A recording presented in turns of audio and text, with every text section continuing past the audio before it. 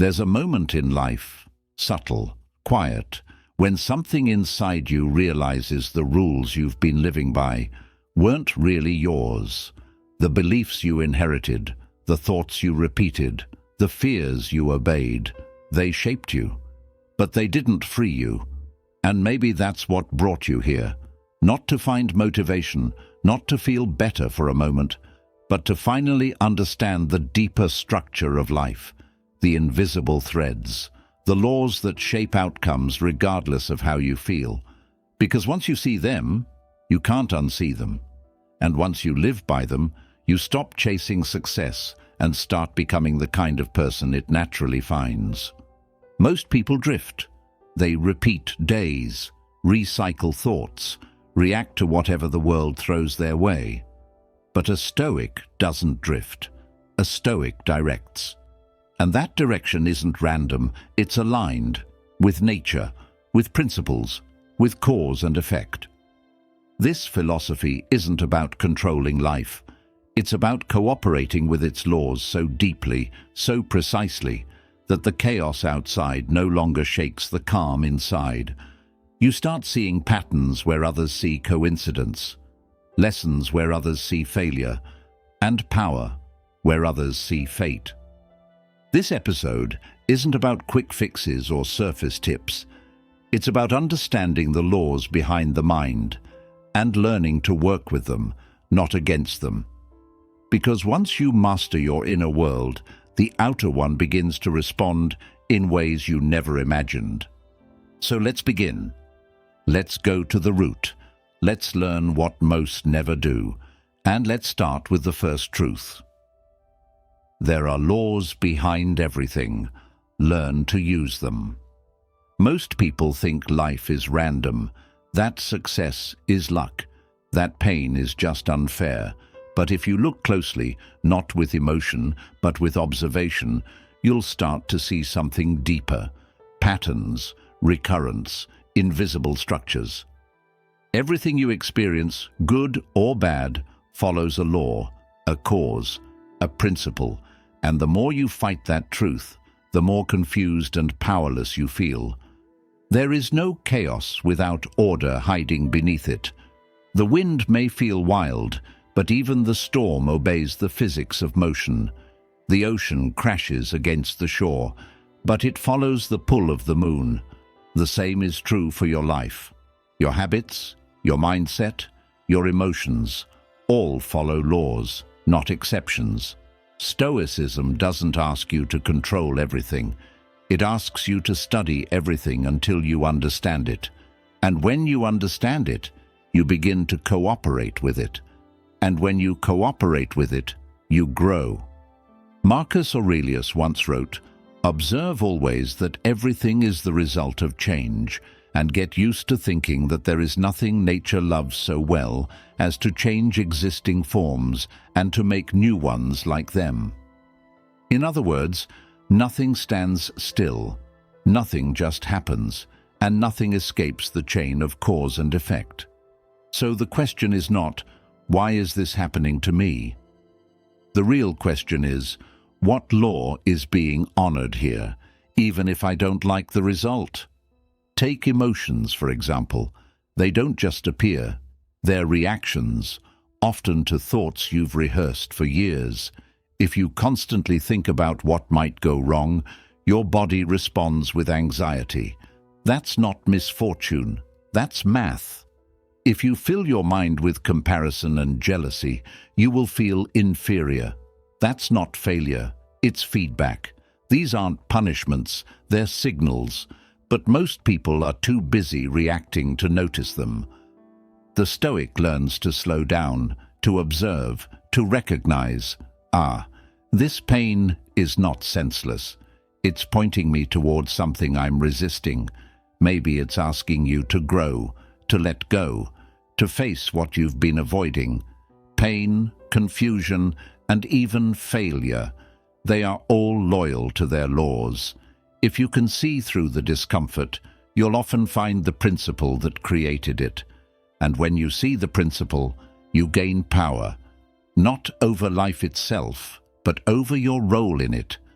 And this matters more than you think, because without an understanding of these laws, life feels like a lottery. You'll work hard and wonder why you're still stuck. You'll blame others for your patterns. You'll repeat cycles without seeing the source. You'll search for solutions without realizing that you're still playing the wrong game. For example, many people chase happiness like it's something they can earn with effort alone. But happiness follows its own laws. It's not found in having more, but in wanting less. It's not found in freedom from all struggle, but in choosing a worthy one. If your inner compass is pointed toward external approval, no amount of hard work will bring peace. Why?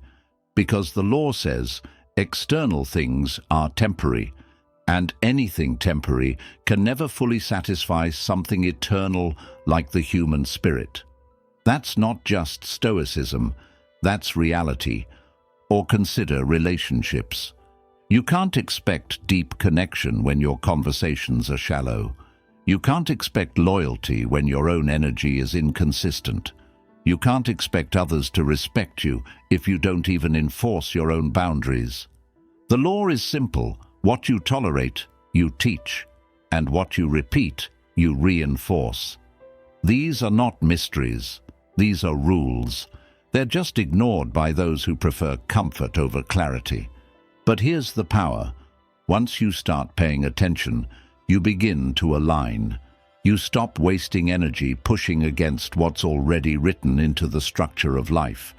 You stop resenting consequences and start studying them. You stop living reactively and begin building deliberately. Because you don't need to control everything, you just need to understand the system you're in. The Stoics believed in logos, a universal order, a rational structure behind all things. They didn't believe in chance as we use the word today. They believed that what looks like chaos is often just misunderstood order. And your job as a thinker, a creator, a man of principle, is to tune your mind to those laws, to stop complaining about the wind and start adjusting your sails. So study your results, trace them backward. Every failure leaves fingerprints, every success leaves clues. And behind every recurring emotion, pattern or outcome, there's a principle waiting to be understood. Life is not random, it's reactive. It reflects your alignment or lack of it. So if you want different results, stop trying harder. Start tuning in. Because the first truth of mastery is this: nothing is personal, everything is patterned, and if you study the laws, you can stop guessing and start creating. 2. Plant it in your mind, and life will grow it for you. There's a law so simple, so underestimated, that most people ignore it completely, and yet it shapes every relationship, every opportunity, every repeated pattern in your life. The law is this: your life becomes whatever your mind repeatedly plants. It doesn't matter how badly you want something. It doesn't matter what you post online or what you say to others. What matters is what you plant, quietly, privately, in your own thoughts. Because the universe, your relationships, your decisions, your outcomes, they all grow from that invisible root. Your mind is the soil. Your thoughts are the seeds. And life? Life is the mirror that reflects your inner garden. Think of it like this: if you plant negativity, self-doubt, envy, resentment, you won't harvest peace. You'll harvest confusion. If you constantly feed your mind thoughts of failure, thoughts of how you're not enough, how things never work out, guess what? Your actions will reflect hesitation. Your energy will repel confidence, and opportunities will pass you by, not because you're unlucky, but because your internal garden is full of weeds. Marcus Aurelius said it simply: the soul becomes dyed with the color of its thoughts. That wasn't poetic. It was practical. If you think in fear, you'll act in fear. If you think in power, you'll act with purpose. Most people don't get this. They wait for the outside to change so they can feel better. But a Stoic reverses it. He changes the internal and lets the external respond. Look at your life right now. The quality of your relationships, the consistency of your actions, the energy you carry each day. Trace it back. What thoughts have you been feeding yourself over the last month? Are you planting fear or faith? Chaos or clarity? Self-respect or self-rejection? See, most people don't plant intentionally. They let anyone walk into their mental garden and throw in seeds through news, gossip, social media, comparison. They consume passively, and when their life starts to look like a mess, they blame luck or timing or other people. But the truth is, they weren't guarding their soil. They left the gate open, and now they're shocked to see weeds growing. But here's the good news. You can replant. Every single day, every single moment, you have the power to choose different thoughts, better seeds, healthier roots, and that choice compounds. A single thought of discipline today leads to a better decision tomorrow. A single thought of gratitude rewires how you handle stress. A single thought of resilience makes you stand tall when life tries to knock you down. It starts small, but it doesn't stay small. Neuroscience confirms what Stoicism has taught for centuries. Repetition builds structure. Your brain adapts to the patterns you repeat. If you keep focusing on what's wrong, you'll find more wrong. If you focus on what's possible, you'll build the ability to take action. That's not fantasy, that's plasticity. And it means this: your mind is listening, always. Even when you're joking, even when you're just venting, even when you're being sarcastic. Your subconscious is absorbing it, and it's planting it, and eventually it'll grow. So ask yourself, what have I been feeding my mind? What thoughts do I allow to repeat without challenge? And are they creating the kind of life I want, or sabotaging it before it even begins? A Stoic isn't just mentally strong, he's mentally intentional. He treats his thoughts like a craftsman treats his tools, with care, with precision, and with discipline. He doesn't wait for motivation, he builds it by planting it. So don't underestimate a single thought. It's not just harmless, it's a seed, and it will grow, quietly, daily, and eventually, publicly. You want peace? Plant acceptance. You want strength? Plant discipline. You want clarity? Plant stillness. You want change? Plant the belief that you can change, because the law is always in motion. Your life grows toward the direction of your dominant thoughts, and if you don't like what's growing, don't curse the garden, just change the seeds. 3. Your thoughts are seeds. Your mind is the garden. Imagine walking into a quiet garden at sunrise. Some parts are vibrant, full of blooming flowers and growing trees. Other corners are overrun with weeds, tangled and unkempt. Now imagine this garden isn't just a place. It's your mind. Every flower, every thorn, every patch of soil is something you planted or something you allowed to grow. That's how real this is. Your mind isn't neutral. It's fertile. It doesn't ask whether what you're planting is good or bad. It simply grows what you give it. Every time you dwell on a thought, you're watering it. Every time you replay a belief, you're fertilizing it.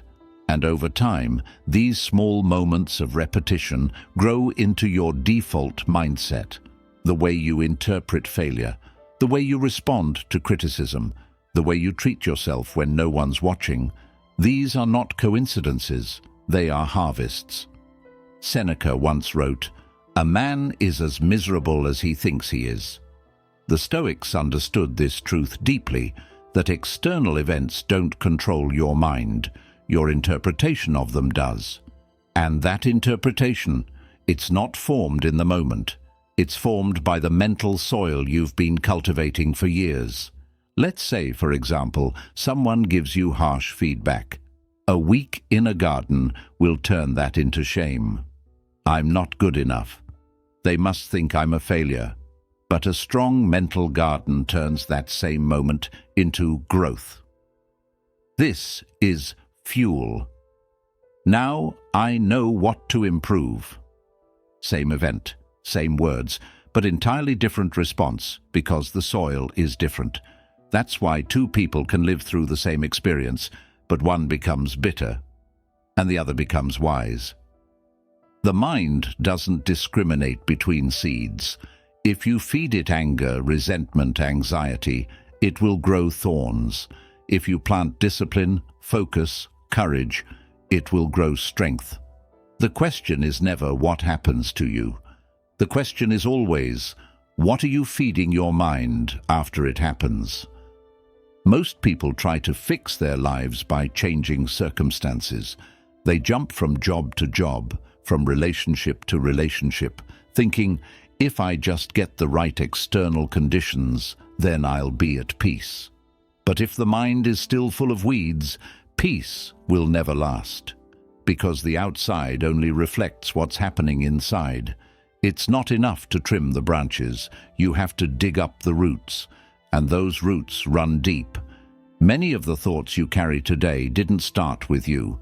They were planted years ago by parents, teachers, past failures, bad breakups, old insults, and because they've been there so long, you've mistaken them for truth. I'm not lovable. I'm not capable. People always leave. But these aren't truths. They're just unexamined weeds, and you have the power, right now, to start uprooting them. But you have to be ruthless. You can't be passive with your mind. You have to inspect your thoughts daily, like a gardener checking his soil. You have to ask, where did this belief come from?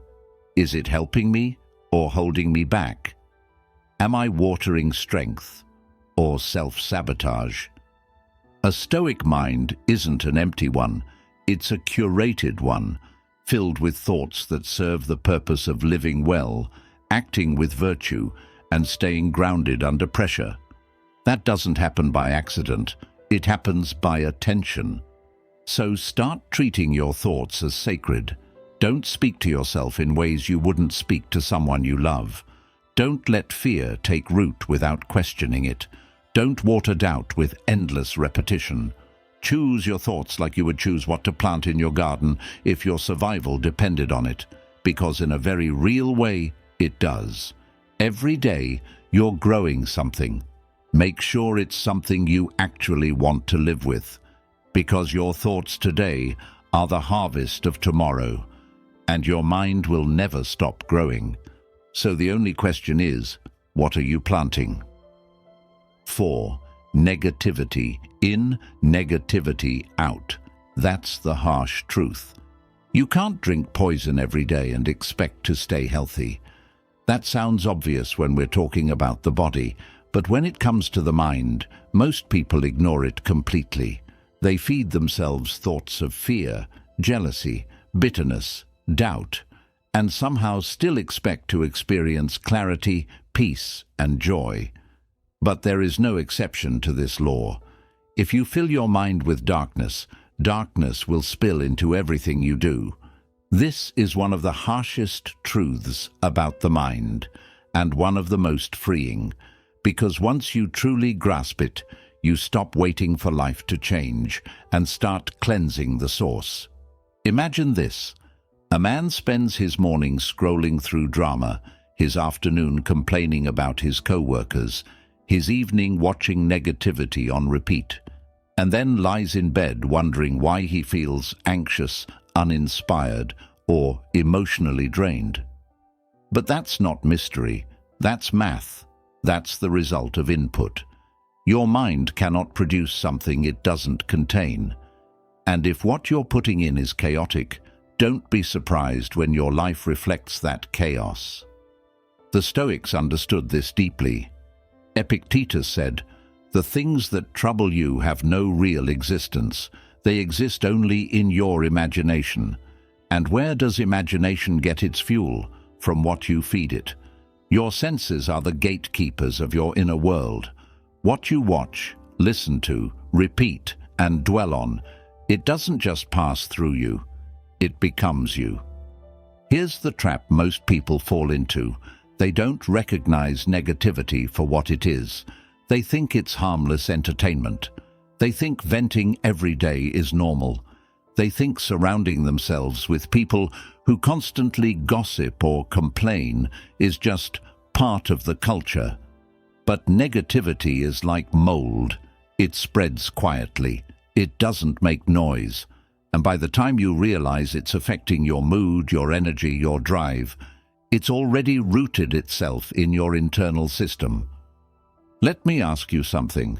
If your body reacted immediately to negative thoughts the way it does to bad food, if you got sick every time you indulged in envy or anger or fear, would you still consume it so freely? Probably not. But the problem is that the damage is subtle. It accumulates over time. And by the time you notice, you've forgotten what mental clarity even felt like. That's why mental discipline is a daily practice. Not just thinking positive, but protecting your mental environment with the same vigilance you'd protect your physical health. Because the mind doesn't filter things on its own.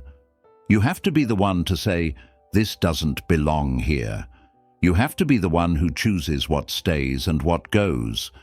Otherwise, negativity will move in by default. Think of it like cleaning your house. You wouldn't leave trash piling up every day just because taking out the garbage is annoying. You do it because it's necessary. The same goes for mental hygiene. You need to audit your input. You need to ask, what am I listening to every day? Who am I giving my energy to? What thoughts am I allowing to play on repeat in the background of my mind? This doesn't mean you avoid hard truths or pretend life is perfect. Stoicism is not about ignoring reality. It's about responding to it with strength and clarity, not drowning in it. You can face challenges without feeding yourself despair. You can acknowledge pain without letting it become your identity. So if you want more peace, feed your mind peace. If you want confidence, stop repeating thoughts of inadequacy. If you want direction, turn down the noise and sit with silence until your own voice becomes louder than the world's. This isn't motivational fluff. This is practical stoicism.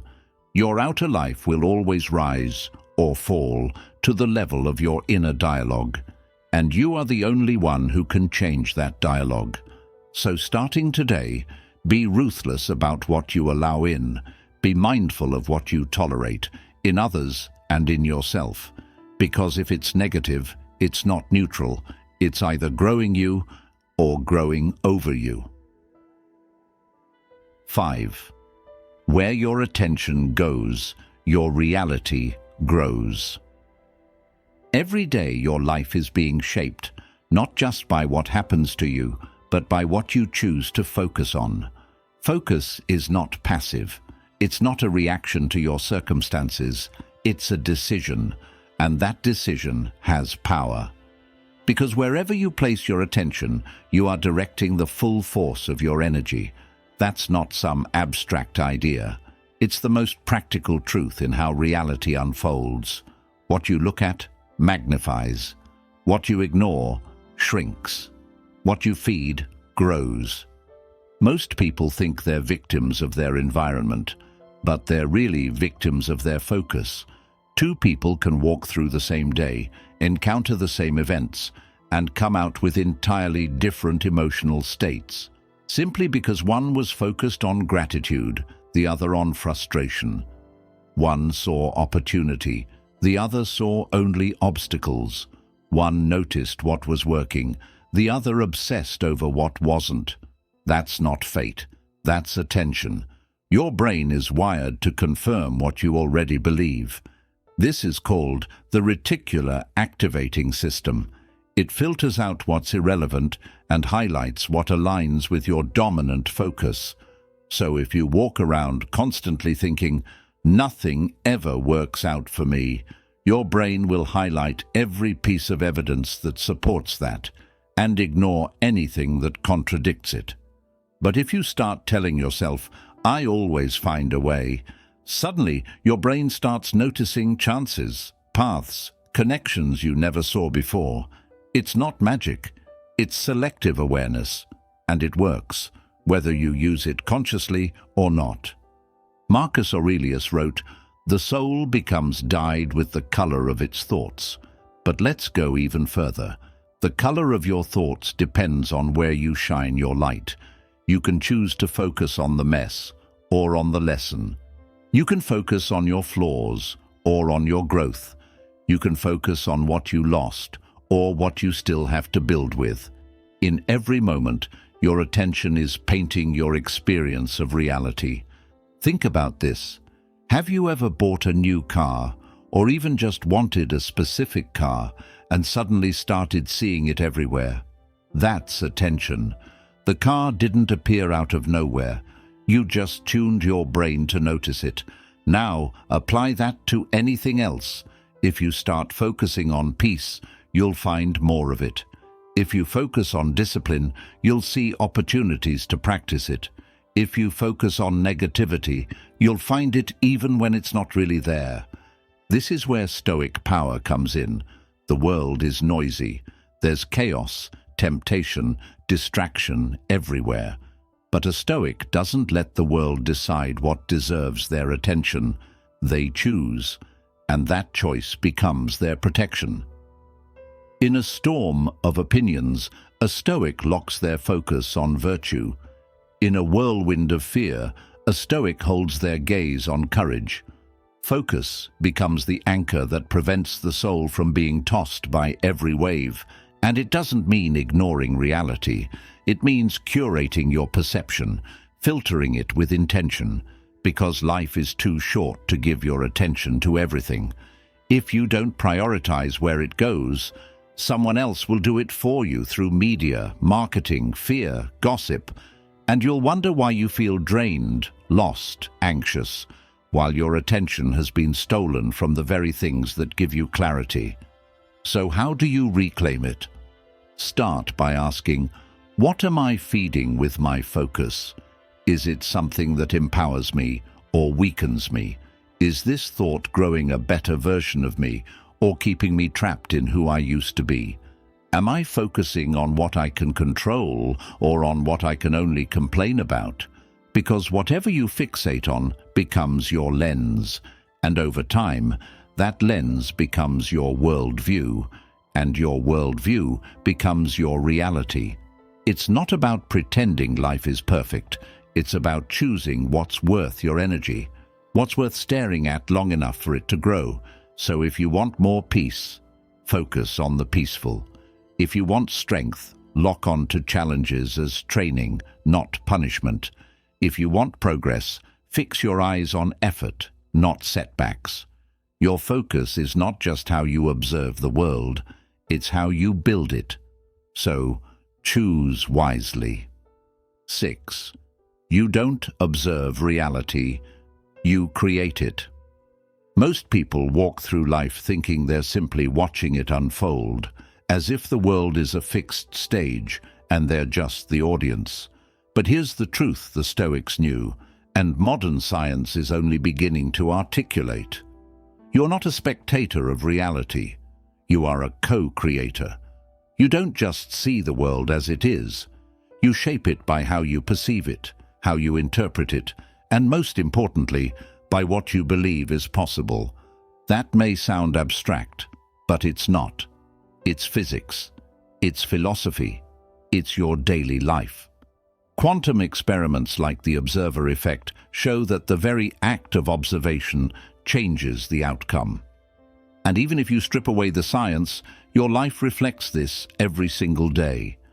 You interpret a delay as failure or as preparation. You see criticism as attack or as growth. You view a setback as punishment or as a lesson. Same event, different creator. The lens changes the meaning, and meaning is everything. The Stoics knew this. They taught us that we may not control what happens, but we absolutely control how we interpret it.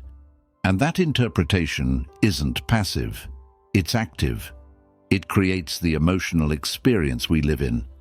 When Marcus Aurelius wrote, "Choose not to be harmed and you won't be," he wasn't denying the pain of life. He was revealing its power. Pain happens, but suffering, that's often the result of perception, of telling ourselves the wrong story again and again until we believe it's reality.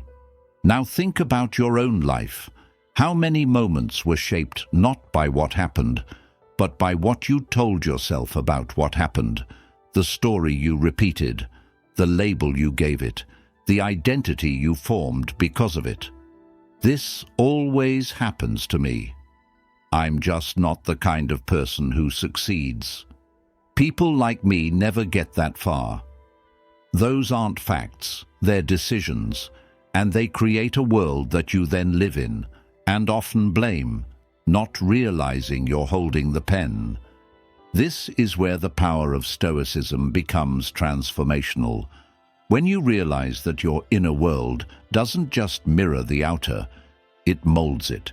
Your thoughts carry weight, your interpretations carry energy, and every time you choose to assign meaning, you're laying bricks, brick by brick, thought by thought. You're constructing a life. It might be a prison, it might be a palace. Either way, you're building it, even if unconsciously. So the question is, are you creating with intention or default? Are you directing your mind or letting your emotions and past wounds do the designing for you? Because you don't need more control over the world.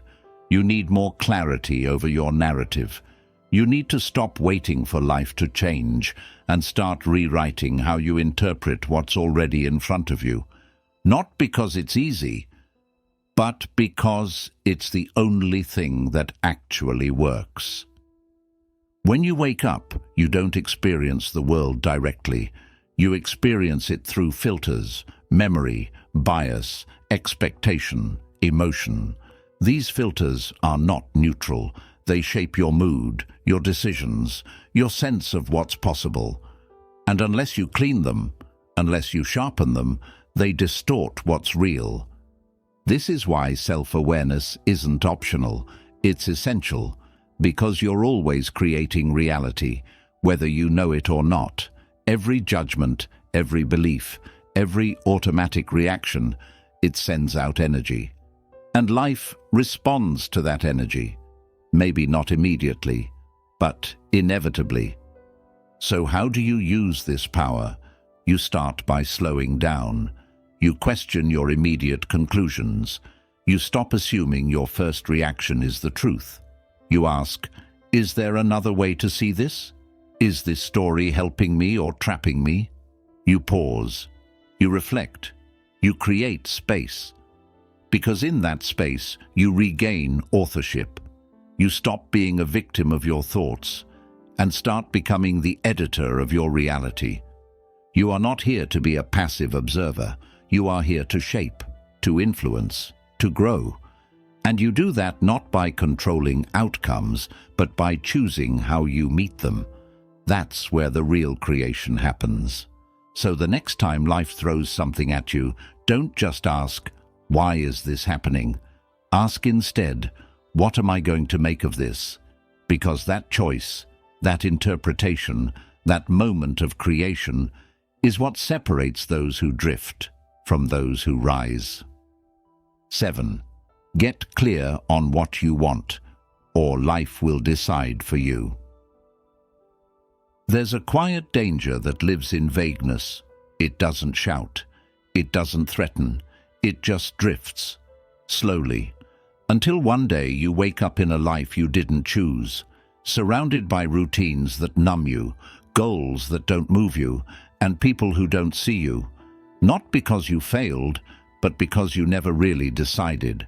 And when you don't decide, life does. Most people live like leaves in the wind. They go where the world pushes them, where others expect them to go, where fear feels more comfortable than clarity, and they call that being realistic. But the Stoic doesn't settle for the winds of chance. He chooses direction, not because he knows exactly where it will lead, but because he knows the cost of drifting is far greater than the risk of deciding. Clarity is not just some motivational phrase. It is the compass of the mind. Without it, the mind wanders. It becomes reactive, scattered, easily influenced by noise, emotion, and distraction. But with clarity, something shifts. You begin to filter. You say no to what doesn't align. You stop chasing everything and start building something. Epictetus said, "First say to yourself what you would be, and then do what you have to do." Simple but profound. Say it first. Name it. Define it. Then act. Because if you skip that first part, if you don't define, your actions become random. And random action leads to random outcomes. Think about how most people set goals. I just want to be happy. I want success. I want more peace. But what does that actually mean? What does it look like? What does it require? How does it feel when you've achieved it? If you don't know, how can you tell if you're on the path or wasting time chasing illusions? Your mind needs direction. Without it, you fall into patterns, and patterns are not the same as progress. You wake up, scroll through your phone, rush through work, come home, distract yourself until you're tired enough to sleep, and repeat. Not because you're weak, but because you never clearly decided to break that loop. And here's the hard truth. If you don't choose your path, someone else will. Your boss will choose. Society will choose. Advertisers will choose. Your fears will choose. And before you know it, your life is a patchwork of everyone else's decisions, stitched together by your silence. So how do you break that? You get still. You ask yourself the uncomfortable questions. What do I actually want? Not what you've been told to want. Not what looks impressive. Not what makes others nod in approval. But what you want, deeply, quietly, even if no one understands it. And then you make that vision specific, not vague, not soft, sharp, measurable, clear, because clarity creates tension, and tension pulls you forward. It gives your days shape, it gives your actions meaning, and most importantly, it gives your mind boundaries. You start recognizing what belongs to your future and what doesn't. Let's say you want to become more disciplined. That's good. But what does it actually mean? Does it mean waking up at 6 a.m. every day? No excuses. Does it mean limiting distractions for 3 focused hours a day? Does it mean saying no to every social invitation that doesn't align with your goals? That kind of clarity removes debate. It turns decisions into default. You don't have to wonder if you should or shouldn't. You already chose. That's the power of pre-deciding your direction. Clarity also silences a lot of the noise. You stop comparing yourself to everyone else because your path is your own. You stop chasing what's trending because you know what you're building. And you stop feeling lost because even when progress is slow, it's still yours. Don't mistake this for perfection. You don't need to have your entire life mapped out. You just need to be precise about your next move, about your values, about what matters to you and what doesn't, about what you will tolerate and what you won't. And that requires honesty, brutal, unfiltered honesty with yourself. What are you doing right now that goes against what you claim to want? Where are you sabotaging your own clarity with distraction? Whose voice are you listening to more than your own? Because clarity isn't something you find, it's something you create, by stripping away everything that's not true. So today, carve out space, not for noise, but for reflection. Ask yourself, if nothing else mattered, no opinions, no pressure, what would I choose to build? Then write it down. Define it, speak it out loud, and act like your life depends on it. Because it does. If you don't choose, you're choosing drift. If you don't define, you're defined by others. And if you don't get clear now, you'll wake up one day wondering how your life became so blurry. 8. Repeat it, visualize it, feel it, until it feels real. Repetition, visualization, emotion. 3 simple tools, often overlooked, that shape everything you become. In a world obsessed with hacks and shortcuts, most people skip the fundamentals. They chase motivation, but ignore the process. They want results without repetition, confidence without mental rehearsal, power without presence. But the mind doesn't work like that. The mind learns by habit. It rewires itself through what you repeat. And it responds to what you feel as if it were already happening. There's no magic in repetition, but there's power. And most of that power is invisible. When you repeat something, you're not just building memory, you're shifting identity. You're telling your brain, this is who I am now. And the brain responds. Neurons fire, pathways strengthen, the unfamiliar becomes familiar. What once felt impossible starts to feel obvious. That's the quiet transformation most people miss. Because it's not dramatic, but it's everything. Now, bring in visualization, not vague daydreaming, but intentional mental rehearsal. High performers know this, athletes, musicians, elite soldiers. They see the action before they perform it. They rehearse the motion before it ever happens. Why? Because the brain doesn't fully distinguish between imagined and real experience. If you visualize it vividly enough, your mind prepares for it as if it's already happening. But it can't just be intellectual. You have to feel it. Emotion is the glue. It locks the image in place. It turns ideas into commands. That's why a half-hearted affirmation doesn't work. That's why going through the motions won't change you. But if you repeat the vision of your future, imagine it in detail, feel the gratitude and power of already becoming it. You're creating a neural blueprint. You're rehearsing the future in advance. And no, this isn't delusion. It's discipline. The Stoics knew this. Marcus Aurelius didn't wait for peace. He practiced mental preparation every morning. He wrote down what to expect, what emotions to manage, what mindset to hold. That's visualization. That's intention. And it wasn't to control the world. It was to control his response to the world. You don't need to visualize winning the lottery. You need to visualize showing up on time, training when you're tired, speaking with confidence, holding your ground when you're pressured, acting with courage when fear whispers, wait. These are the real moments that shape a life, and you can rehearse them now. Every day, whether you realize it or not, you're practicing something in your mind. You're repeating a story. Maybe it's empowering, maybe it's not. I always mess this up. I'll never be consistent. No one really sees me. Repeat that enough, and it becomes your reality. Not because it's true, but because you practiced it so well. So here's the challenge. Change the script.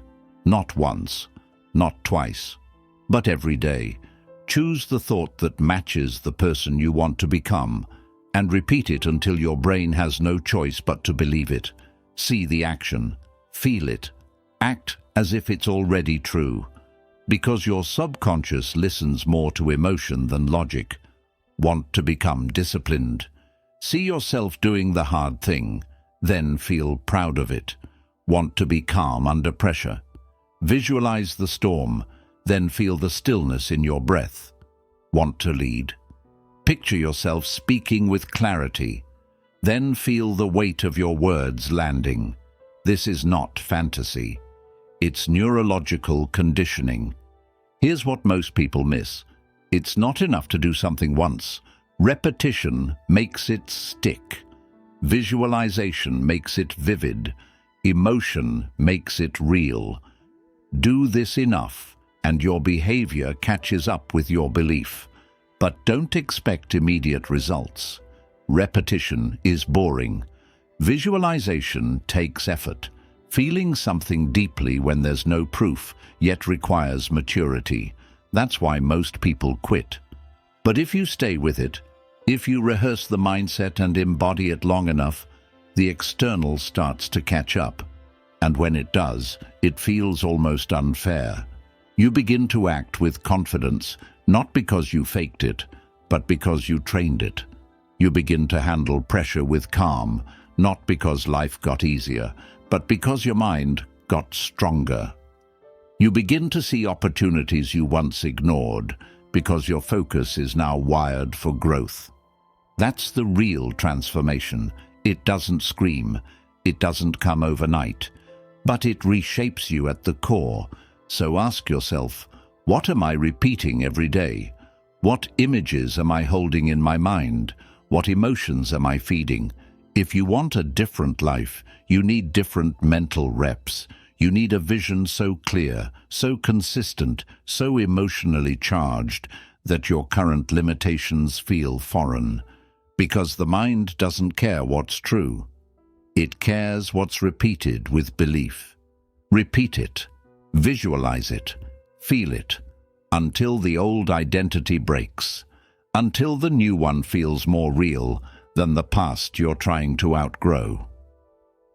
9. You can't rush the harvest, but you can trust it. We live in a culture that worships speed, fast results, instant gratification, overnight success.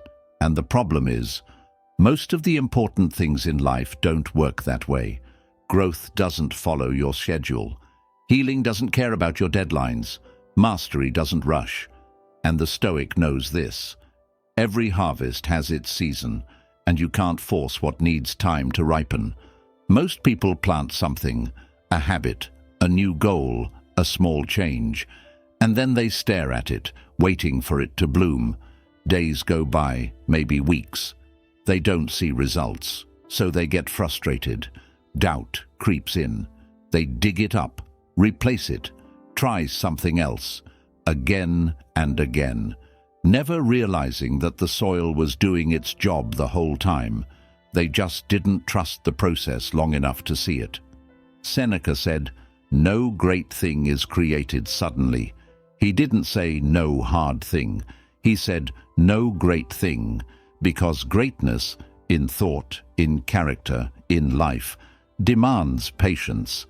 The kind of patience that doesn't just wait quietly, but works while waiting. That's what makes it powerful. You can't rush the harvest, but you can ruin it. By constantly checking, doubting, and changing course, you interrupt the growth cycle. It's like tugging on the roots of a tree every morning to see how tall it's gotten. The best things, the strongest habits, the deepest changes, they grow beneath the surface first.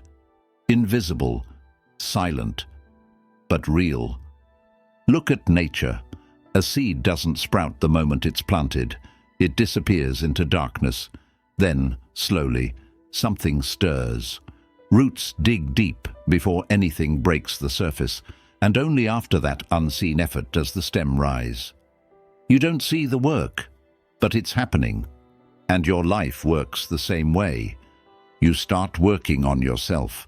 You read, you journal, you eat better.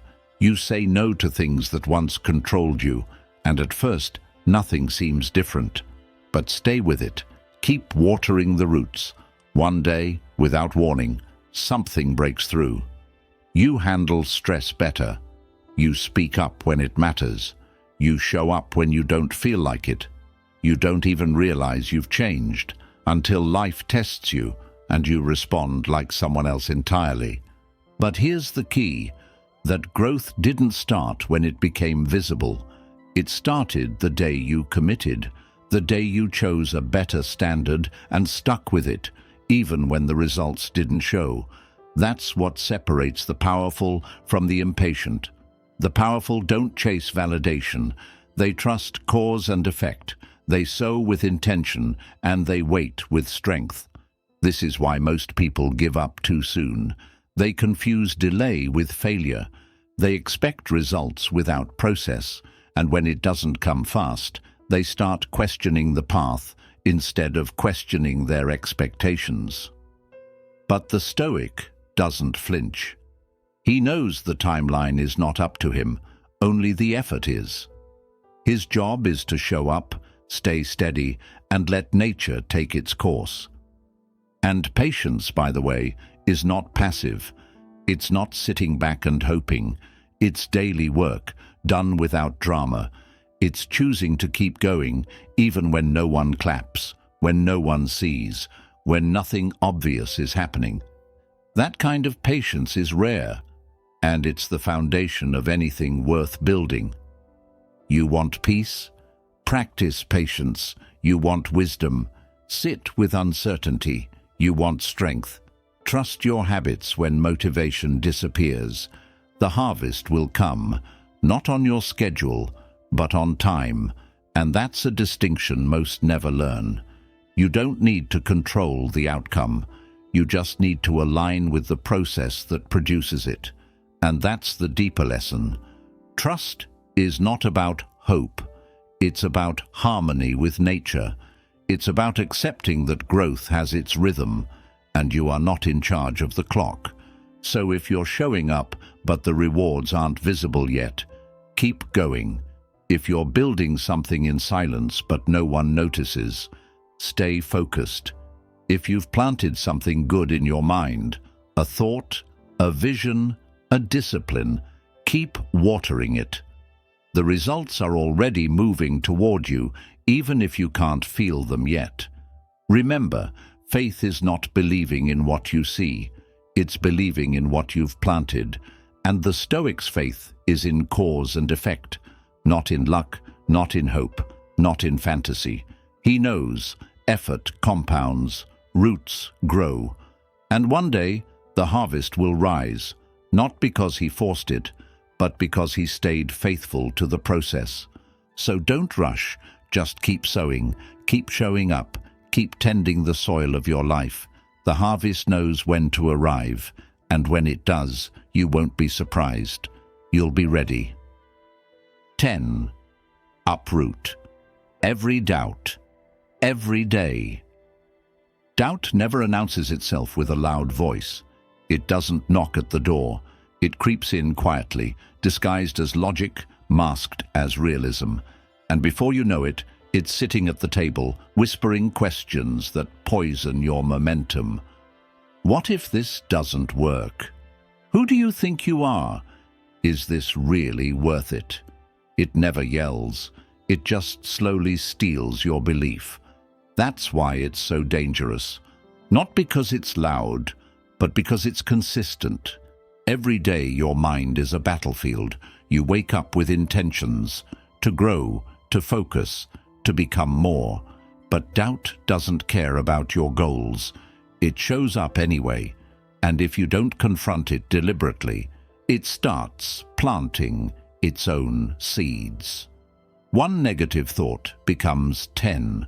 One hesitation turns into a pattern, and before long, you're not just doubting the process, you're doubting yourself.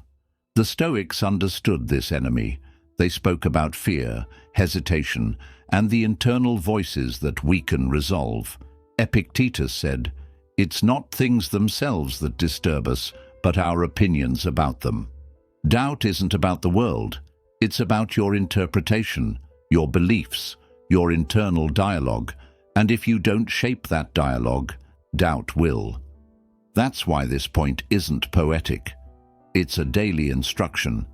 Uproot every doubt, every day. Like weeds in a garden, doubt grows by default. You don't have to invite it. You just have to neglect your mental discipline, and it will flourish. But unlike a weed, it doesn't just take space. It chokes the life out of every healthy belief. That's why vigilance isn't optional. It's survival. So how do you do it?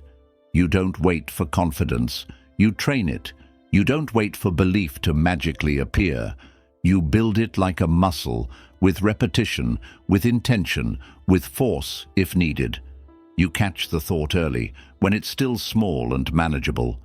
The moment it says, maybe you're not good enough, you say, I'm improving and that's enough. The moment it whispers, what if they judge you? You answer, let them. I'm not living for their applause. You become your own guardian, not with delusion, not with fake positivity, but with clarity, with discipline, with the constant reminder that doubt only grows when you feed it, and belief only grows when you protect it.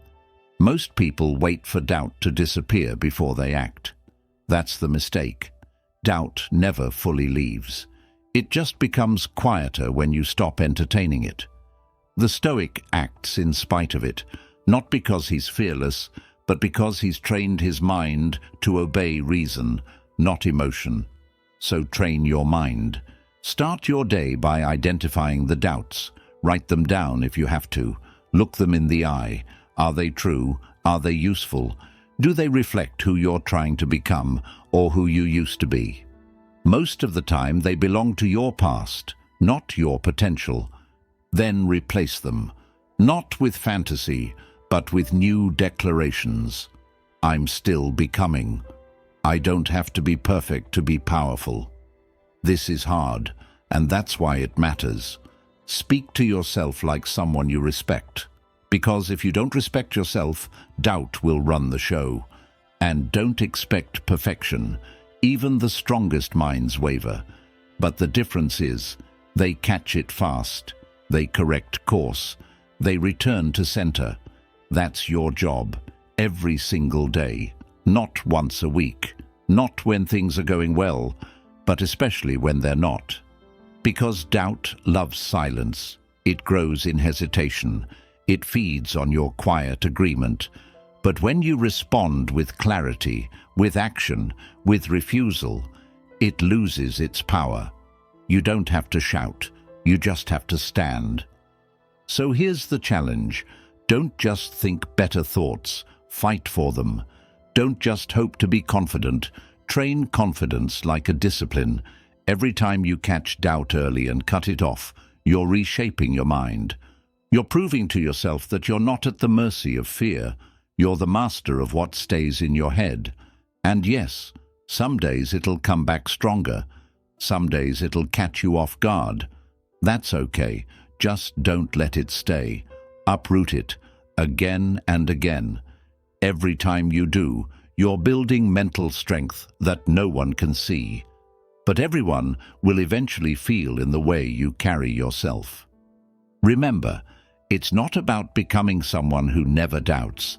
That's impossible. It's about becoming someone who never lets doubt win. 11. Whatever you send out comes right back. There's a strange kind of mirror in the world. It doesn't reflect your face.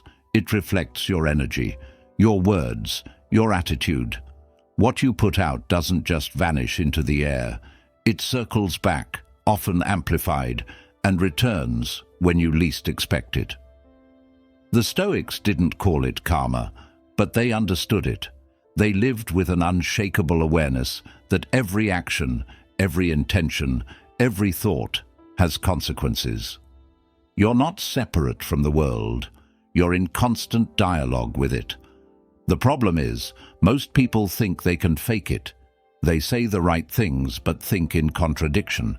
They smile while hiding resentment. They pretend to be kind while secretly judging. But life isn't fooled by appearances. The universe doesn't respond to what you say, it responds to what you mean. That's why two people can do the same thing, but get different results. One is clean inside, the other is divided. And over time, life rewards one and exposes the other. Epictetus once said, "You are what you give your attention to." But let's take it one step further. You are what you radiate. The energy you send into the world becomes your identity. If you're always angry, suspicious, bitter, don't be surprised when the world reflects chaos back to you. And if you carry peace, sincerity, and quiet strength, you'll begin to notice peace returning in unexpected ways. It's not mystical, it's structural. Cause and effect. Think about your relationships. If you constantly expect betrayal, you'll act defensively. If you always assume people are out to get you, you'll read every comment, every silence, every delay as an attack. And then, because of your behavior, others pull back, get confused, or act distant, which then confirms your original belief. See? I was right. But you weren't right. You were creating it. You were sending out tension and getting tension back. The Stoic trains himself to send out what he wants to receive, not what his mood demands. It's emotional discipline at its highest level, because it's easy to be kind when you feel good. It's easy to be patient when people are treating you well. But who are you when life tests you? Who are you when someone's cold to you, or dismisses your work, or mocks your dream? That's when it matters. That's when you either break the chain or strengthen it. You're not responsible for how others behave, but you are always responsible for what you send back into the system. That's what builds your inner power. Every reaction you choose, especially when provoked, becomes part of the field you're generating. And it doesn't just stay outside, it reshapes you too. If you respond to cruelty with cruelty, you start becoming cruel. If you answer ignorance with insult, you're becoming what you hate. But if you stay rooted, calm, assertive, unshaken, then even if they don't change, you remain intact. And that's everything. This is why energy management isn't about being positive, it's about being aware. Do you know what you're putting into the world? With your tone, your gaze, your posture, your thoughts? Because the universe is always listening, not to your words, but to your essence. And if you keep planting strength, calm, and clarity, those same qualities start to show up in your external world. Not instantly, but inevitably. It's like speaking a silent language. You walk into a room, and before you say anything, people feel something. They feel what you've been carrying. You can't fake peace. You can't fake centeredness. You either live it, or you don't. And if you do, the world adjusts. So ask yourself honestly, what am I radiating today? Not what am I pretending to feel, but what am I really sending out there? Fear, desperation, resentment, or steadiness, hope, focus? Because that's what you'll get more of. Not because life is magical, but because energy compounds, attitudes echo, and the strongest signal always shapes the environment. You want better relationships? Give better energy. You want more respect? Act with integrity, even when no one's watching. You want peace? Stop transmitting internal chaos. It always starts with you. The Stoic doesn't wait for life to give him what he wants. He becomes what he seeks. And by doing that, he starts attracting it. So from this day forward, take responsibility for what you emit. Not because the world owes you something, but because you're shaping it with every word, every choice, every silent assumption. Clean your signal, strengthen your field, and trust this ancient truth. What you give, you will receive, multiplied, mirrored, and returned when you least expect it. 12. Your mind will grow. Whatever you plant, so choose powerfully. Your mind doesn't ask for permission. It doesn't pause to ask you, "Are you sure you want to believe this?" It just grows whatever you give it, whether it's fear or faith, doubt or determination, weakness or strength. It doesn't judge the seed, it just waters it. And if you're not intentional, you'll wake up one day in a mental garden filled with thorns you never meant to plant. This is one of the most overlooked truths of life. Most people believe their thoughts are random, that their beliefs just happen. But beliefs are built. Habits of thought are installed. And like a farmer, if you don't protect the soil of your mind, weeds will take over. The Stoics were painfully aware of this. Marcus Aurelius wrote in Meditations, "The soul becomes dyed with the color of its thoughts." In other words, your thoughts stain your character. They shape your identity. They don't stay in your head, they leak into your words, your posture, your actions, your life. So here's the hard truth. If you're struggling, it's not just about what's happening around you, it's about what you've been planting within you. If you're always tired, uninspired, anxious, unfocused, look deeper. What thoughts have you been watering? What beliefs have you been rehearsing? Because your external reality is often just a delayed mirror of your internal reality. The most dangerous part? Your mind doesn't care what you plant. It won't resist the bad ideas. It won't push away the toxic narratives. That's your job. You have to be the one who says, "This thought is not useful. This belief is outdated. This perspective is keeping me small." And when you do that, when you stop feeding what weakens you and start planting what empowers you, everything changes. But don't expect instant results. No farmer plants a seed and demands fruit tomorrow. Growth takes time. Roots need to form before leaves appear. And this is where most people quit. They switch seeds before the harvest comes. They say, "I tried to think positively. I tried to change my mindset, but nothing happened." That's like digging up a seed every morning to check if it sprouted. The mind doesn't work like that. It grows in silence. It grows with consistency. It grows when you commit to planting the right thoughts and guarding them like your life depends on it, because it does. So what should you plant? Plant responsibility. The idea that your life is not happening to you, it's responding to you. Plant courage, the kind that shows up even when fear is louder. Plant focus, not on what's missing but on what's possible. Plant self-respect, the belief that your time, energy and standards matter.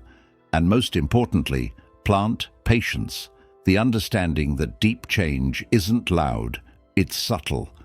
Like a tree growing underground, unseen for a season, then suddenly undeniable. This is where Stoicism shines. It's not about surface motivation, it's about inner engineering. It's about building a mind that can't be broken by external storms. Seneca once said, "It is not the man who has too little, but the man who craves more that is poor." If your mind is filled with scarcity, your life will reflect it. But if you fill your mind with abundance, discipline, clarity, you become rich before you earn a cent. Now, let's be honest, you'll still have bad days. Days when old thoughts come back. Days when weeds start to reappear. That's okay. Mental gardening is not a one-time event. It's a lifestyle. Every morning, ask yourself, what am I planting today? Is this thought making me stronger or weaker?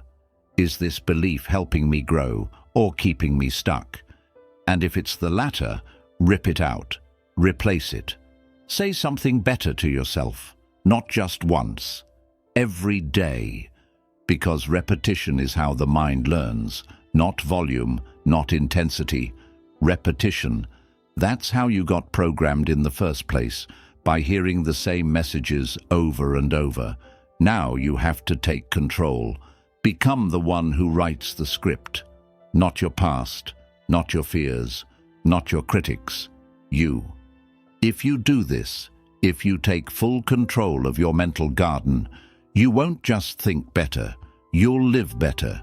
You'll stop reacting to life like a victim and start creating like a master. You'll stop being surprised by your circumstances and start predicting them, because you'll finally understand nothing out there can grow unless it's first planted in here. So choose powerfully every thought, every word, every quiet belief you allow to stay. You're not just thinking, you're planting, and one day you'll have to live inside whatever grows. Everything you just heard, every law, every truth, every reflection, it's not theory, it's reality. Whether you believe it or not, these forces are shaping you, responding to you, reflecting you. You don't have to agree with gravity for it to pull you down, and you don't have to believe in these laws for them to mold your life. The question is, are you conscious of them? Are you using them or being used by them? Most people drift through life like passengers, wondering why things keep repeating, why patterns never change, why success feels random and peace feels rare. But once you see that your thoughts shape your world, once you understand that your inner climate creates your outer conditions, you can never go back to sleep. You can't unsee the power you carry. You can't pretend it's just luck anymore, because now you know your mind is the seed, your choices are the roots, your habits are the sunlight, and your reality is the harvest. You don't need to change everything today. You just need to take one step inward, watch what you think, question what you believe, plant better thoughts, starve the ones that weaken you, and most importantly, trust the process. It's not fast, it's not flashy, but it's real, and it works. The Stoics taught us not to control the world, but to control the self, and in doing so, they found something greater than control. They found alignment with truth, with nature, with reality itself. And when you live in alignment with the deep structure of life, you no longer chase success. It starts to meet you halfway. So, choose the thoughts that make you powerful, speak the words that elevate you, do the actions that make you proud, and watch what happens. Your world will begin to shift, slowly, quietly, but undeniably. Because the moment you change the root, the fruit has no choice but to follow.